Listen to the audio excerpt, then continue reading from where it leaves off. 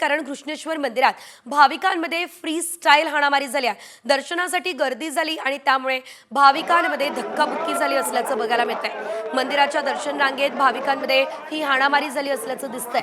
दर्शनासाठी गर्दी झाली आहे, त्यामुळे भाविकांमध्ये आता धक्काबुक्की झाली असल्याचं कळतंय।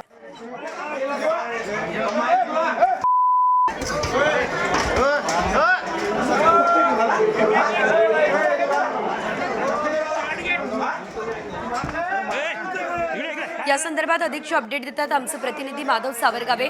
माधव, आपण पाहतोय अगदी टोकाची भूमिका नेमकी का घेण्यात आलेली आहे?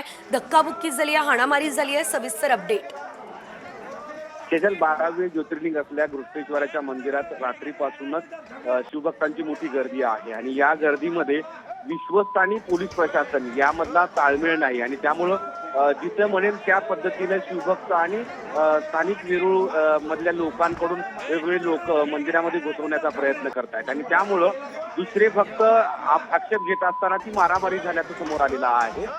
यापूर्वी म्हणजे हा जो आपण व्हिडिओ बघतोय तशाच पद्धतीनं पहाटेच्या सुमारास मी ज्यावेळेस तिथे पोहोचलो पहाटेच्या सुमारास तशाच पद्धतीनं गोंधळ सुरू होता आणि मंदिराच्या चारही बाजूनं पोलिसांचा व्यवस्थित बंदोबस्त नाही, पोलीस प्रशासनाच्या वतीनं व्यवस्थितपणे काळजी घेतली जात नसल्यामुळं सगळा गोंधळ आणि बोजवारा उडालेला आहे आणि या संदर्भात सुद्धा विरोधी पक्षनेते अंबादास दानवे सुद्धा इथल्या पोलीस अधिकाऱ्यांची बोलून ही माहिती दिलेली आहे।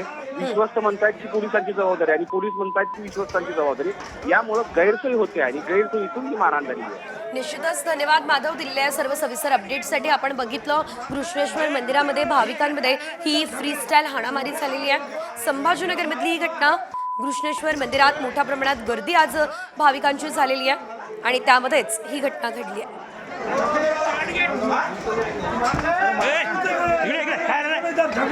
झगड़े